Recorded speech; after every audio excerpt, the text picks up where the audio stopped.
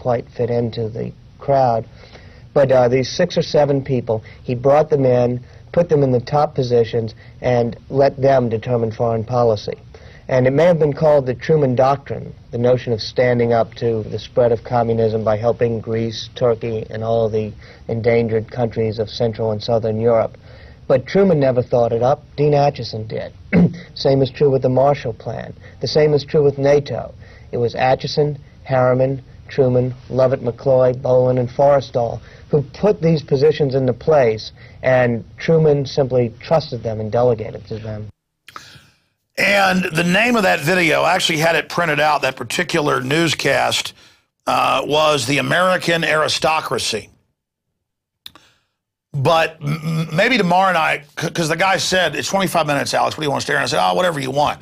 But in the first 5 minutes, they talk about deceiving people, making up threats, all these weird terms they had for it, hyping all this. We'll play one of those clips for you tomorrow. But I've asked Aaron to post the full clip up at INFOWARS.com. So by the time you watch this, if you go look up there, it'll be there, as well as the full Prometheus clip from YouTube. If you want to watch that again tonight outside of this show, we'll have that posted at INFOWARS.com in an easily shareable format if you want to get that out to people by later this evening after the news. Let us now move along. Oh, yeah, the show was The Open Mind and American Aristocracy, and it is at video.pbs.org. So here it is, actually. If you want to watch the whole thing right now, it's The Open Mind and American Aristocracy, and Walter Isaacson. And it aired in 11/08/1986. So there you go. We do have that note for you. Now, next up, we're going to be breaking down financial terrorism. I got to say, he was just a writer for us, but Patrick Henningsen has been on fire every week, filing 2 or 3 different news interviews and packages with some very riveting, informative stuff. Patrick even does the editing, so it's not quite up to the standard of the news, but it's very close, and he gets an A+ for effort, an A+ for content, and he's just as a one-man wrecking crew. I know early on he sent us some of his reports raw, and then our crew was able to cobble them together, but he's filing whole reports for us, and this one is Financial Terrorism Exposed with Max Kaiser, William Engdahl, John Perkins, a bunch of other people. I mean, this is an amazing interview that was just shot a few days ago live at this event, and we're very, very, very, very excited about Patrick Henningsen's work at INFOWARS.com. You know, the same cable system that airs a 2-hour compilation every week of the nightly news has given him a weekly show, so he's now on national cable and satellite in England.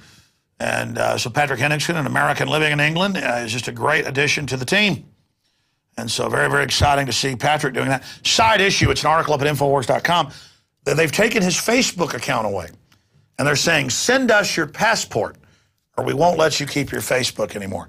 Facebook demanded that we give them our driver's license or they would take our Facebook away. And we know they're doing that to put it in a database now. It's basically a government front, as we told you a long time ago. That is simply confirmed. Yeah, there it is. Facebook deletes account, demands my passport. And talk about the danger of sending your passport into them. And, you know, the head of Facebook calls his users dumb effers. They floated that $100 billion scam, which they now admit is going to collapse and was designed to. I mean, if you're somebody like, who's the home life lady, the Martha Stewart. Yeah, she sells, $1 million of her stock or something. She's the devil, and that wasn't insider trading. Or Mark Cuban of the Mavericks, $800,000 or something. The guy's worth billions. Clearly not insider trading. He had the Bush administration, this later came out in the Wall Street Journal, call him and email him. And I was told about this a year before it came out, but I wasn't allowed to talk about it because he was going to put out Loose Change, Final Cut that I was producing on TV and in movie theaters. I remember being at Charlie Sheen's house, and he calls, and they're on the phone. He goes, well, he's threatened by the White House. He's pulling out. But even though he pulled out, they still did insider trading on Mark Cuban. And more like 2 years later, it was the emails because they didn't just call him. They had emails going, it's over for you. We're going to get you with insider trading. This is years before they even made something up. So then he sells $800,000 in stock one day before it goes down, and they tried to put him in prison. He beat it once. They're back after him again. See, they're really scared of people with money. You're going to put that movie in theaters? He even later came out and said, I think it's all bull. I'm just for free speech. But meanwhile, Facebook can sell $100 billion in crud, and Zuckerberg can sell it the day before it comes out, before they officially release it, and the day of, and that's okay. Because in the good old boys club, you can rip off and steal and rob from anybody you want. Meanwhile, they're sicking the working class, the blue collar, coming up into the middle class. We always have the biggest middle class in the world. That, oh, that guy that's got $1 million house, or the guy that's got 3 cars, or the guy that, the lady that's got a jet boat. They're the rich, and because they've got money, you're losing something. No. That economy, folks, and the globalists write all this in their internal papers. This is not secret. It's just not popularized. That when you destroy what's left of the middle class, that all the billionaires are saying they want to tax more to transfer it to themselves and banker bailouts, but mainly to get rid of their competition. When you get rid of the middle class, you have a giant underclass and no avenue. Who do you think keeps the car dealerships going? Who do you think keeps the restaurants and the hairdressers going? Who do you think hires the media people to work in the media? Who do you think creates an economy? Economies are like coral reefs, and nouveau riche or new wealth or upper middle class are like dumping 20 school buses out in a sand flat in 10 feet of water in the Caribbean. They've done that. I've dived those. And where there was no life, there's giant teeming life. And studies have shown the biomass of coral, of fish, of birds, all goes up the more reef area you create. It's like condos for fish. And so that's my analogy to a middle class. Places that don't have middle classes. In fact, you can look on global indexes. We've broken this down with people like Joel Skousen. On global indices, you can see the bigger the middle class, the bigger the overall liberty. Middle class is up here, your freedom's up here. Middle class, freedom. Wherever you, smallest middle class, smallest amount of freedom. Look it up. Look it up. They want tyranny. They want to consolidate. Feudalism was artificially making people poor and living at a subsistence level so you controlled them. This is the New World Order model. I liken it to a lot of media people I know who have their own radio shows, their own little networks for themselves, but they can never get really big or really effective because they can never get other people on air. They can never put other people in front of the mic because that would cut into them. That would cut into their time on air. That would see that's the elitist, oligarchical, centralized mindset. All right, that is a big nightly news right there, ladies and gentlemen. But there's even more coming up. We've got the financial terrorism blown wide open for the Financial Terrorism Conference. What should we call this? This is pretty darn powerful. World Awakening to Financial Terrorism. And big report. Very excited about this. A lot of big interviews. Then we're going to go to break and come back, and our own Aaron Dykes is going to interview a very interesting and informative lady, Abby Newman, who's been a 9/11 truther and fighter of tyranny for a while. She's now at RT, and we're going to, I saw her out at Bilderberg last week, well, right through Sunday, so I guess this week. And so we're going to be talking to Abby Newman coming up after this special report. And finally, there's more. There's always more. This is from William Randolph Hearst. You supply the pictures, and I'll supply the war. William Randolph Hearst, a couple of weeks before the Spanish-American War. The robber barons, not the American people, wanted Cuba from Spain. They wanted the Philippines from Spain because the British Empire was starting to take over the U.S. And how are you going to do that? Well, you claim the Spanish attack you. And they created fake paintings that were made into images for the newspapers and showed something just terrible. It showed the Spanish army massacring Americans, just like they're using Al-Qaeda to massacre people in Syria. And Hillary, in fact, I have it right here. Look right here. You supply the pictures. Look right here. Give me a document cam.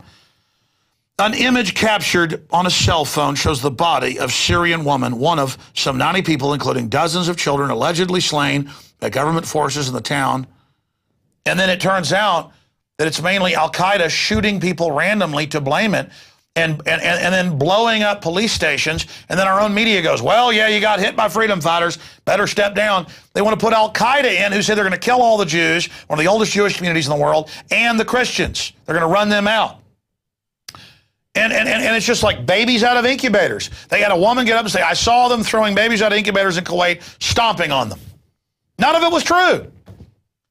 But if you're going to go by this, then should the U.S. be invaded by the UN because there's 10,000 drones in our name out indiscriminately killing? And they say, if we kill 200 innocent people, 200, if we kill 200 innocent people to kill one person we claim's a terrorist, it's okay. Well, then, okay.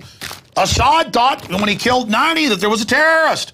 He's got another 110 to go before it's bad. And, of course, no, if Assad did this, it's wrong, but it's probably not from our intel. If it's Assad, it's wrong. But it's not our business, as George Washington said.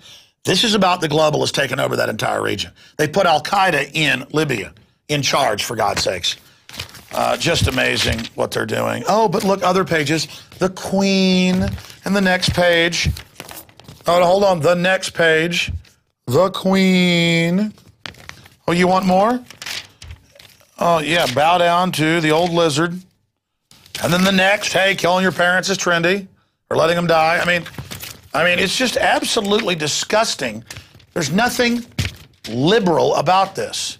There's nothing conservative about the conservative leadership of this country. They're all globalists trying to fool you. Wake up to the lies.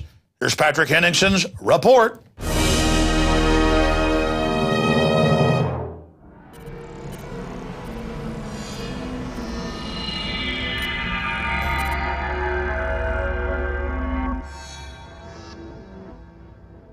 INFOWARS is in London today to cover the Financial Terrorism Conference. It's the first conference of its type ever organized, and the last event on a road trip that has included Dublin, Manchester, and then finally here in London today.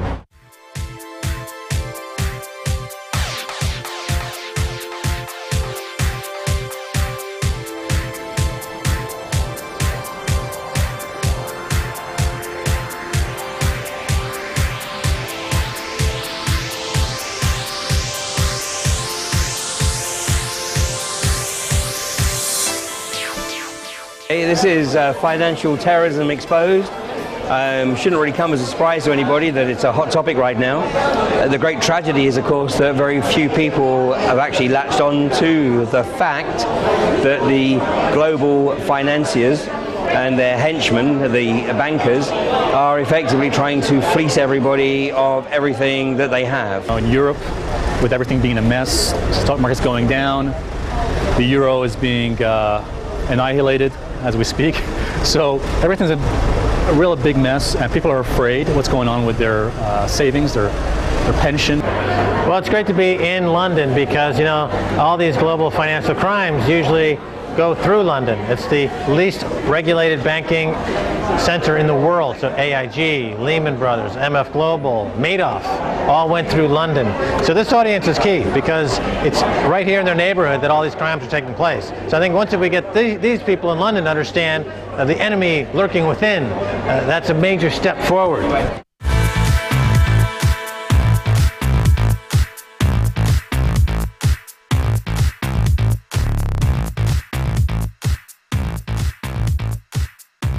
I bring good news!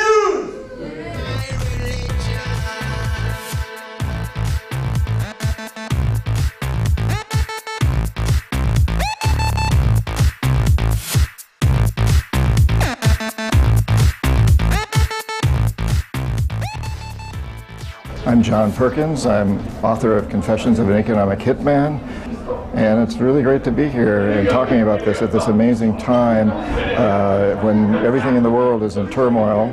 The global economy is falling apart.